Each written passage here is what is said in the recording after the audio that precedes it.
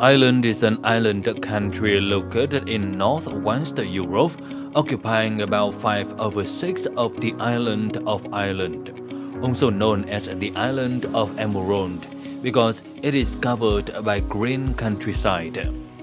Its long-term and world-leading high economic growth has brought Ireland from a low-income European country to an industrialized country. Considered the Celtic Tiger of Europe, it's a model for developing countries to study and learn.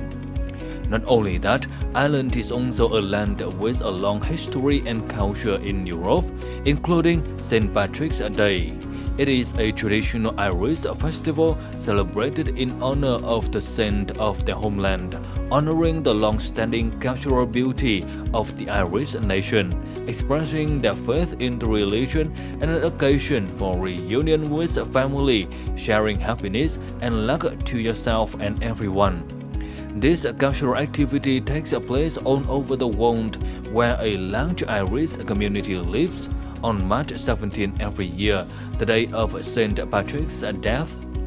On this occasion, in the program Sharing Vietnam Today, we'll learn about the cultural and economic similarities between Vietnam and Ireland, as well as the potentials and opportunities for economic cooperation and bilateral trade.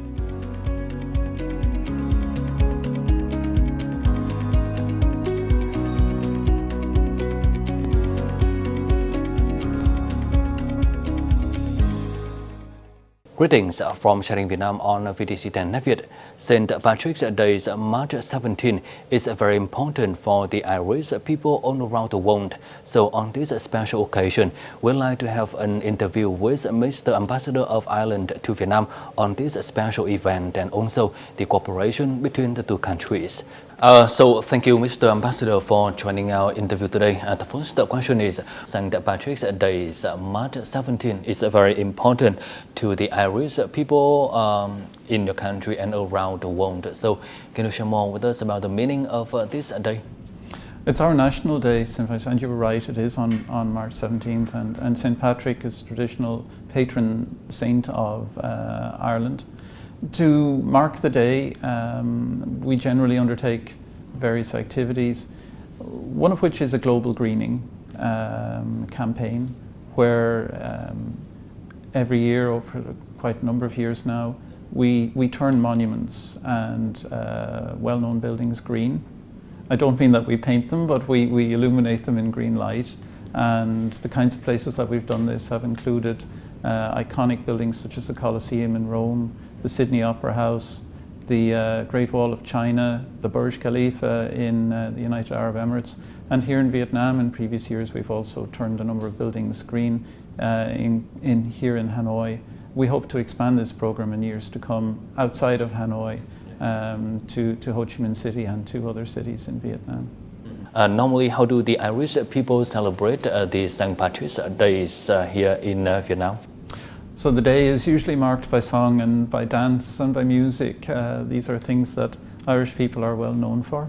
And we would, in previous years, we have organised the Ireland Day here, just a few hundred metres away at Hoan Kiem Lake, where we put on displays of Irish culture to share that with the Vietnamese people. This year, unfortunately, in light of the COVID-19 situation, it's not going to be possible to do that because of the restrictions on large-scale gatherings. But we hope we'll be back with a bang next year and do it maybe even bigger and better.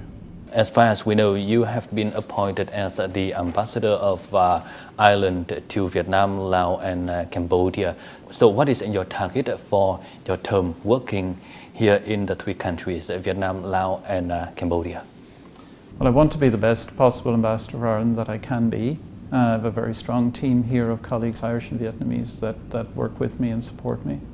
And together our priorities are, like, we provide all the range of services an embassy would do, but our priorities are development cooperation partnership, not just here in Vietnam, but also in Laos and Cambodia, and in fact also in Myanmar as well. Raising Ireland's visibility, forging connections with people in countries where we're not very well known here, and helping those countries to promote awareness in Ireland of what they can offer. So how do you feel when you are working here in Vietnam? Oh, I love my job. I love my job. I asked to come here. It's my first time to be appointed as an ambassador in Asia, my first posting in Asia. So I was really excited when I was told that I was being appointed to Hanoi, and it's perhaps the first job where I find myself looking forward to Monday morning. I know that sounds terrible, but it's actually true. I really love coming in here and working with my colleagues.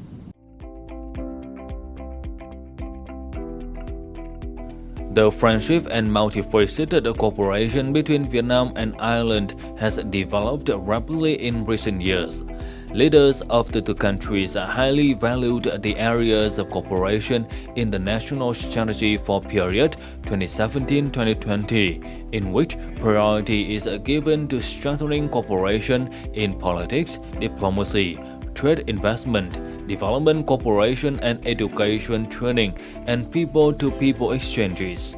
These are areas that Vietnam is interested in, working closely with Ireland in promoting future cooperation. Dù Ireland là một nước nhỏ và cũng không phải là nước ở gần chúng ta, thế nhưng mà trong cái quá trình phát triển của Ireland thì chúng ta cũng nhận thấy là có những cái nét tương đồng. Đấy là những cái kinh nghiệm rất tốt giải quyết các cái vấn đề khó khăn của nền kinh tế. Over the past years, Ireland has provided valuable support to Vietnam in reducing poverty, supporting people with disabilities, building institutions, helping Vietnam achieve its goals of socio-economic development and international integration. Projects funded by Ireland have been effectively implemented, making an important contribution to Vietnam's socio-economic development and international integration. Ireland is one of Vietnam's most important trade partners in Europe, with two-way trade turnover in 2019 increasing impressively, reaching nearly 500 million euro. Vietnam and Ireland have a great potential to strengthen trade and investment relations in many areas such as high-tech agriculture, renewable energy, science and technology, and aviation. Đều có thể chia sẻ được cho mình rất nhiều kinh nghiệm, ví dụ như là về thu hút đầu tư nước ngoài, làm sao mà có thể thu hút vào những cái ngành mà một đất nước cần, hoặc là về giáo dục đào tạo.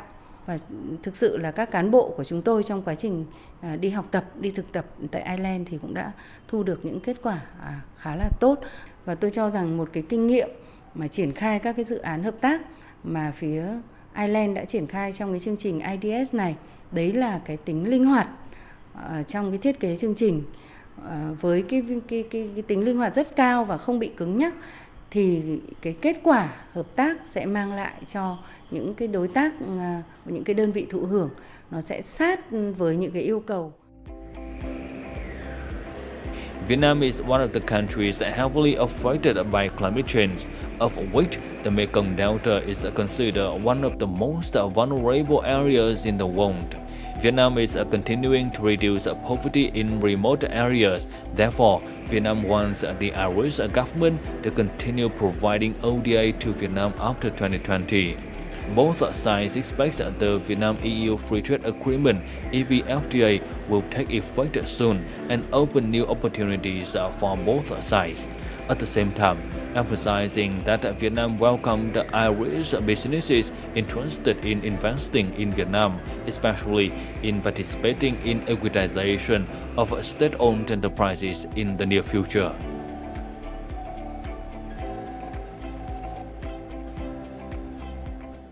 What is the role of Vietnam in Ireland's foreign policy, and what can you comment on the relationship between Vietnam and Ireland so far? Well, Ireland and Vietnam are very different countries. Ireland is a very tiny country. We have a population of less than 5 million. Vietnam, by comparison, a very big country. We're far apart on different continents, but we have a lot in common as well. We have a shared history of colonialism. We place a high value on education. We're also outward looking, and we believe in multilateralism, particularly the UN. For Ireland, the UN is particularly important, and we were delighted to support Vietnam's bid for the UN Security Council for 2020, and we're hoping to join Vietnam next year on the Security Council. For us here in Hanoi, we do all the things that you would expect an embassy to do, including services for our citizens, but we have three particular priorities. Firstly, we have a development cooperation program with Vietnam, which focuses in particular on ethnic minorities and on cooperation between Irish and Vietnamese universities. And secondly, we want to raise our visibility here because Ireland is not terribly well known in Vietnam, and it's important for us to explain who we are, what we can offer, how we can cooperate. And thirdly, leading on from that, it's particularly important for us to prioritise trade, and trade between the two countries, it's modest enough at the moment, and we think there's huge potential to increase that. What would you say about the current situation of economic cooperation between Vietnam and Ireland and the potential for the two countries? Well, combined trade last year bilaterally between Ireland and Vietnam was around about 500 million when you talk about goods and services combined. It sounds like a lot, and it is a lot, but relative to Ireland's total trade, which is in excess of 600 billion euros, it seems like a relatively small amount. So I do think there is potential, huge potential to increase that, and that there are particular areas where Ireland has strengths and where Vietnam has strengths, and particular opportunities for both sides. In areas, for example, such as food, Ireland has a strong reputation for high quality food, traceability of that food, and we're very good at producing food. I said we have a population of 5 million, but we actually produce enough food for 25 million people. So I think food productivity and agri-tech for Vietnam is an area where we can provide support as well. Yes, so on this occasion, do you have any wishes that you would like to pass on to our TV viewers on the occasion of St. Patrick's Day, March 17? I suppose we would say that on St. Patrick's Day we reach out to everybody.